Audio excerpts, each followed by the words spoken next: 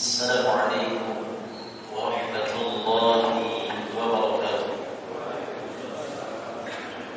Alhamdulillah, pada kesempatan malam hari ini kita sudah sampai di surah Al-Fil, di mana surah Al-Fil adalah termasuk surah yang tergolong dalam surah Makkiyah. Dan surah ini adalah termasuk surah yang ke-105 yang terdiri dari 5 ayat. Di mana Al-Fil, ini surah Al-Fil ini bernama atau berarti adalah surah berkenaan tentang gajah. Karena Al-Fil di sini maknanya adalah gajah. Dan surah Al-Fil di sini menceritakan kisah yang sangat masyhur, kisah yang mungkin semuanya sudah pernah mendengar, yaitu berkenaan tentang Raja Abraha yang ingin menghancurkan Ka'bah bersama dengan bala tentaranya, bersama dengan tentara pasukan bergajah. Ini sudah sering kita dengar, akan tetapi kita akan lebih mengupas sejarah bagaimana terjadinya Raja Abraha ingin menghancurkan Ka'bah di Makkah. Maka di sini ayyuhal ikhwah wal akhwati fillah a'azzani Allah wa iyyakum, sebelum kita membahas satu persatu ayat tersebut, maka di sini kita akan mengupas beberapa hal yang sangat penting untuk kita ketahui, yaitu tentang sejarah. Di mana sejarah tersebut sudah tercatat, sebagaimana di kitab tafsir Ibnu Katsir menceritakan bahwasanya Allah Subhanahu wa taala menghancurkan tentara bergajah. Maka di sini disebutkan dalam sebuah kisah sebelum terjadinya Raja Abraha menyerang Ka'bah yang berada di kota Makkah. Maka di sini diawali dari kisah Ashabul Ukhdud. Jadi Ashabul Ukhdud di sini adalah orang yang pada masa sebelum perang Islam, atau di sini mereka beragama Nasrani, yang mereka beriman kepada Allah Subhanahu wa taala, yang Ashabul Ukhdud di sini dibakar hidup-hidup, di Parit. Ini Ashabul Ukhdud yang berjumlah kurang lebih 20.000. Subhanallah. Jadi 20.000 ini Ashabul Ukhdud. Ini adalah seorang yang taat kepada Allah Subhanahu wa taala, beriman kepada Allah Subhanahu wa taala. Maka disebutkan di dalam kisah Ashabul Ukhdud, sebagaimana Allah Subhanahu wa taala berfirman di dalam surah Al-Buruj di ayat yang keempat, di situ disebutkan qutila ashabul ukhdud, binasalah orang-orang yang membuat parit. Siapa di sini orang-orang yang membuat parit?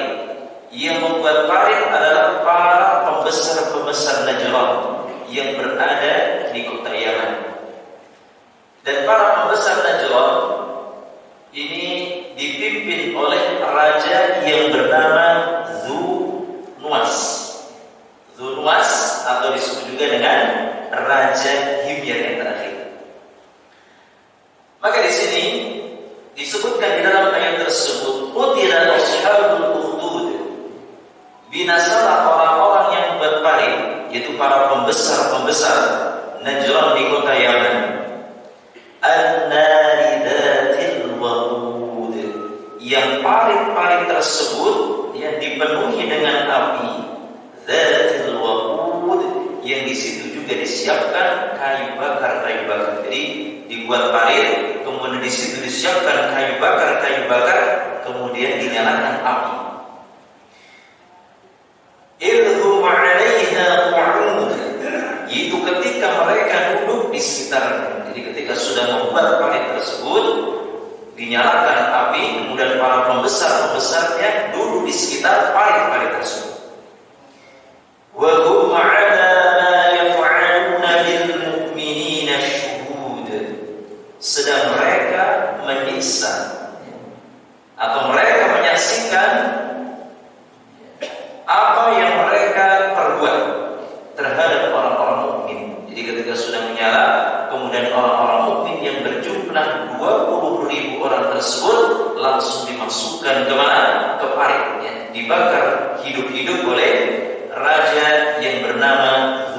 Dumas.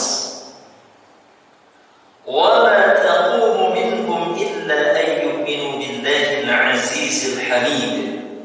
Maka mereka menyiksa orang-orang mukmin yang beriman kepada Allah Subhanahu wa taala, karena orang-orang mukmin tersebut beriman kepada Allah yang Maha Perkasa lagi Maha Terpuji.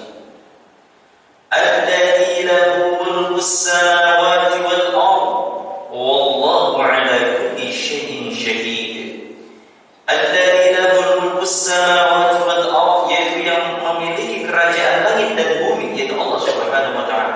Wallahu 'ala kulli syai'in syahid, dan Allah Maha menyaksikan segala sesuatu. Maka ini cerita dari surah Al-Buruj, atau makna surah Al-Buruj dari ayat yang keempat dan ayat yang ke-9, artinya yang menerangkan, membicarakan tentang kisah Ashabul Ukhdud, yang tentunya ini nanti kita akan ceritakan secara detail ketika sudah sampai di surah Al-Buruj. Maka di sini dari Khawazani Allah yaitu Raja Luwas atau Raja Himyar yang telah membunuh 20.000 Ashabul Ukhdud yang beragama Nasrani dengan membakar hidup-hidup mereka. Akan tetapi ada satu orang yang selamat, satu orang yang selamat dari pembakaran Raja Dumas. Siapa itu? Dia adalah bernama Daus Dzu Tha'laban. Daus, ya. Ini Daus ini adalah yang selamat dari pembakaran seksama. Maka Daus Dzu Tha'laban yang selamat dan lolos dari pembakaran tersebut, kemudian ia meminta bantuan.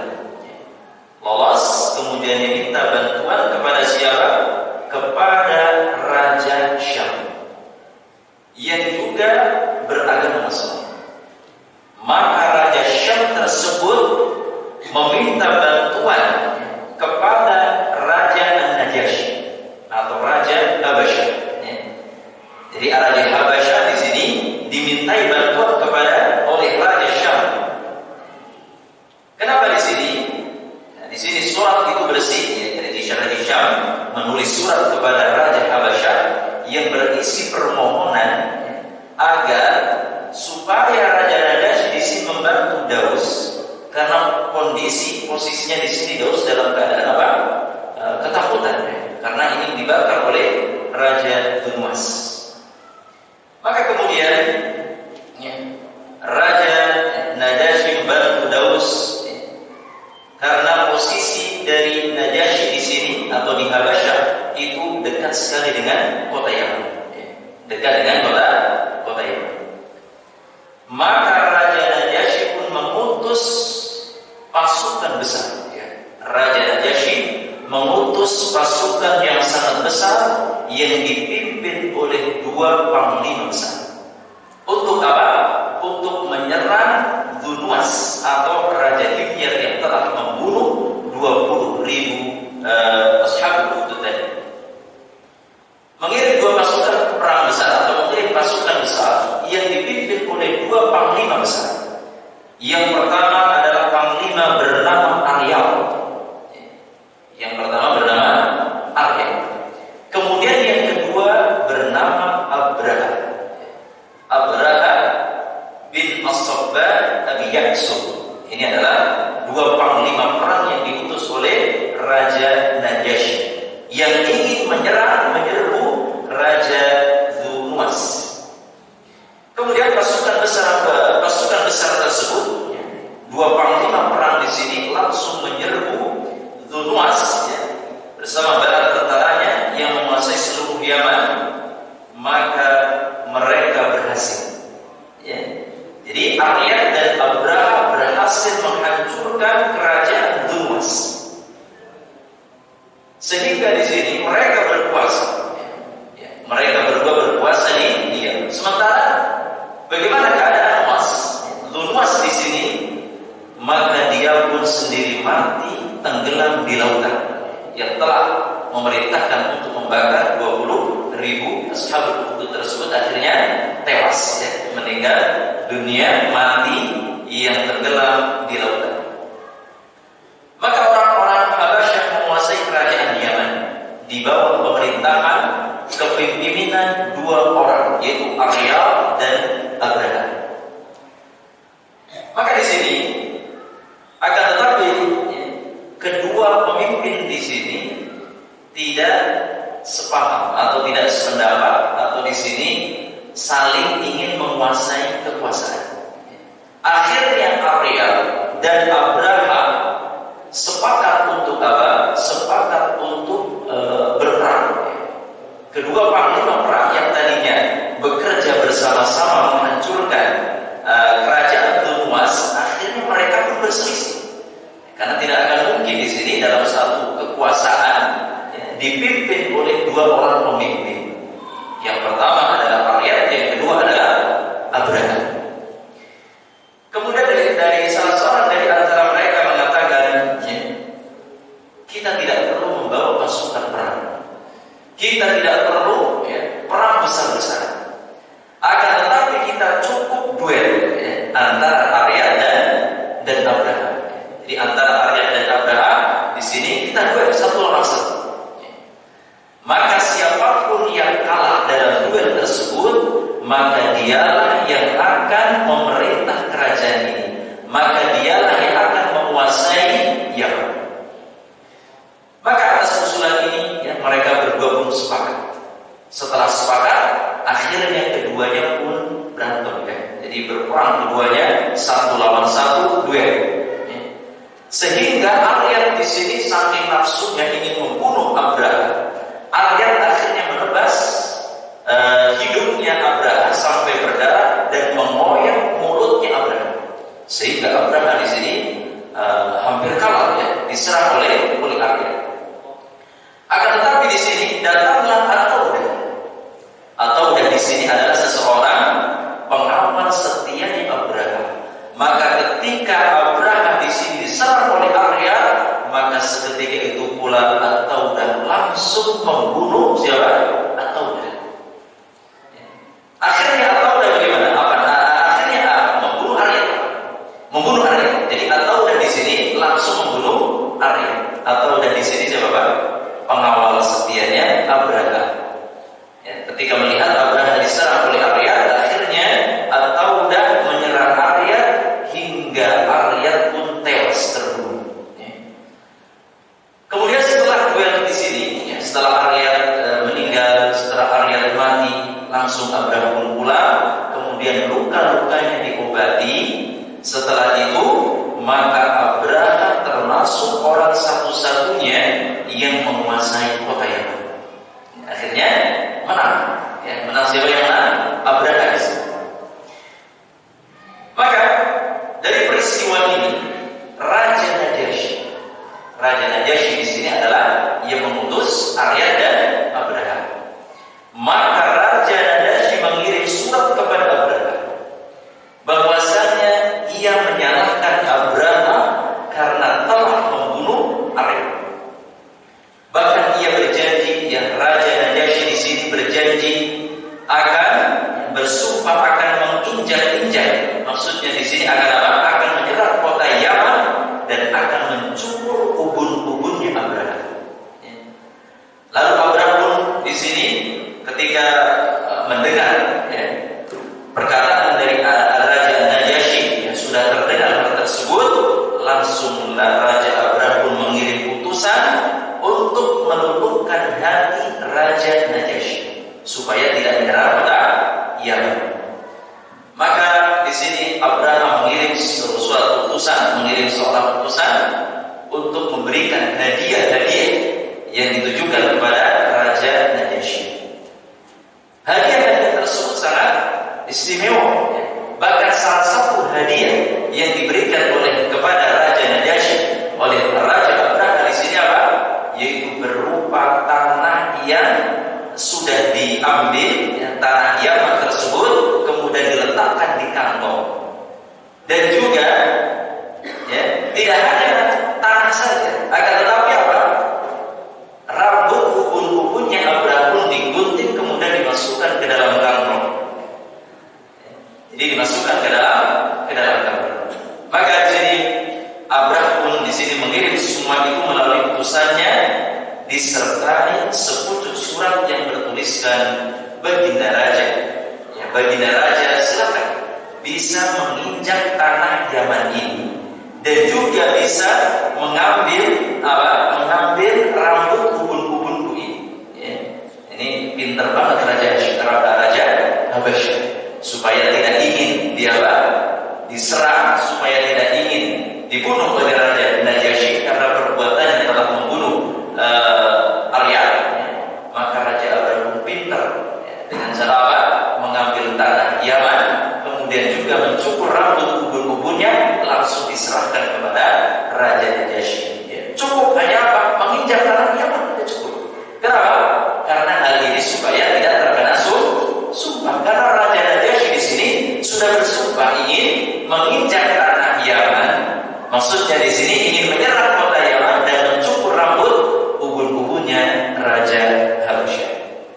Raja Abraha. Kemudian di sini aku mengirimkannya kepadamu. Maka ketika surat tersebut sampai Raja Najasyi, lantas Raja Najasyi pun tersebut di sini mengagumi tindakan Abraha. Pintar banget ya Abraha. Tidak mau diserang, akan tetapi mengirim kantong yang berisi tanah dan rambut ubunnya Abraha. Akhirnya Raja Najasyi pun menerima serta menyetujui perbuatannya. Akhirnya nggak jadi nggak jadi diserang oleh Raja Najasyi. Selamat Raja Abraha. Kemudian Abraha juga mengirim surat kepada Najasyi. Di samping suratnya yang berkenan tadi, kemudian Abraha pun di sini mengirim surat yang berisi tentang yaitu ingin membuat gereja, ingin membuat sebuah gereja yang tinggi, membuat gereja yang besar di kota Yaman. Kenapa? Karena di situ tidak ada gereja yang sebesar yang ingin dibangun oleh Abraha. Maka Abraha pun di sini disetujui oleh Raja Najasyi. Akhirnya Raja Najasyi menyetujui dan Abraha langsung membuat bangunan, yaitu gerejanya sangat tinggi, ya. Gereja yang di sini sangat besar sehingga orang-orang Arab itu mengatakan bahwasanya gereja tersebut disebut dengan gereja Al-Qulais. Itu Al-Qulais di sini apa? Gereja yang dibuat oleh Abraham yang besar dan tinggi. Ya. Kemudian apa? Ya. Di sini maksud dari Al-Qulais. Al-Qulais itu diambil dari kata Qalansuh. Antum tahu Qalansuh itu apa? Qalansuh itu peci, Pak. Qalansuh itu peci. Kenapa dikatakan Qalansuh atau peci? Karena ketika seseorang memakai peci, ketika dia melihat menara yang tinggi ke atas, maka peci tersebut akan apa? Akan jatuh. Ya. Atau di sini akan kelihatannya di sini miring dan akan jatuh. Itulah yang dinamakan dengan apa? Qalansuh atau disebut dengan Al-Qulais. Yang menyebutkan gereja tersebut dinamakan orang-orang Arab bernama Qulais. Kemudian ya ikhwan, pada saat fillah azza wa jalla, maka Habasyah atau di sini Abraham ya, setelah membangun gereja, ia menyerukan dan mengumumkan tekadnya untuk apa? Bahwasanya seluruh wilayah kekuasaannya dan juga orang-orang Arab dari suku Adnan dan suku Qatun atau suku Qutan ya, di sini atau orang-orang Quraisy, supaya tujuannya Abraham membangun gereja tersebut agar mereka menjadikan raja tersebut sebagai kiblat atau sebagai tempat untuk menunaikan ibadah haji. Nah, ini Abraham ya ingin membangun gereja yang tujuannya agar orang-orang Arab di sini datang berbondong-bondong agar gereja tersebut dijadikan sebagai apa? Sebagai pusat ibadah atau ibadah haji. Akan tetapi di sini orang-orang Arab nggak setuju, nggak mau.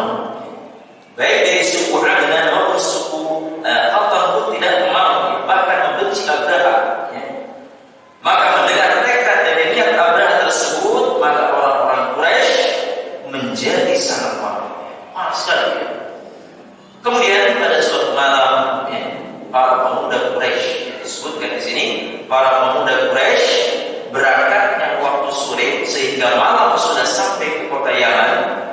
Dan pada waktu malam pemuda-pemuda Quraisy tersebut di sini merusak gereja yang dibangun oleh Abraham.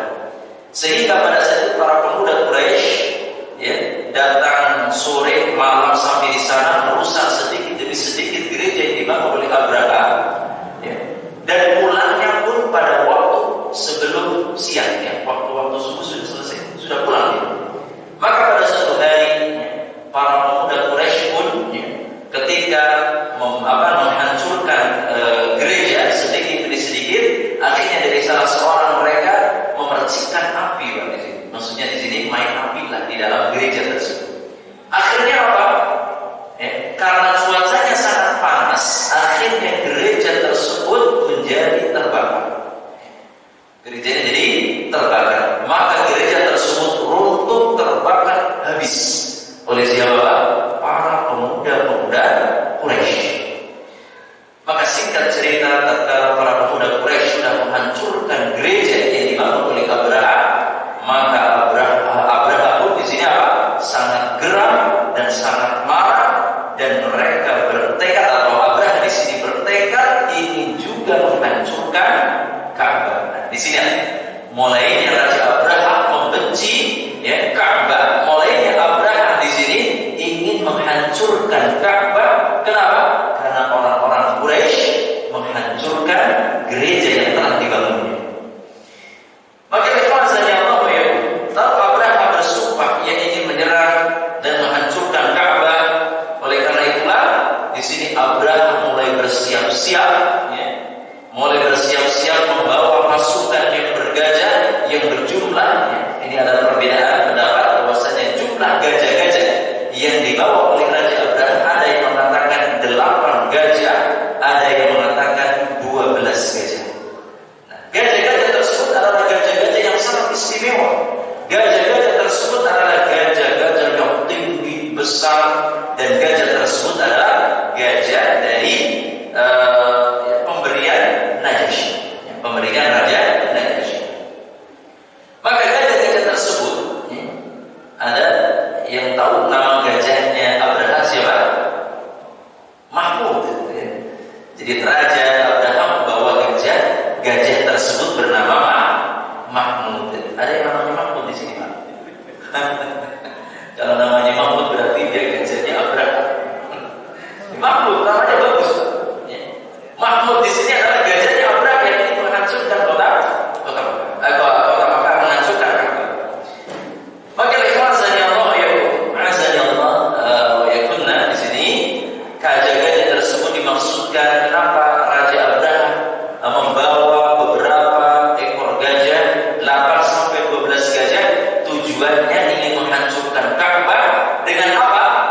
Dengan tali yang diikat di kepalanya gajah, kemudian tali tersebut ditaruh di mana? Diikat juga di dinding-dinding Ka'bah. Sehingga ketika gajah tersebut disabet atau diperintahkan disuruh untuk jalan, maka jalan. Sehingga rencananya di sini supaya Ka'bah tersebut menjadi hancur. Maka ini misi dari Abraham. Kemudian yang Allah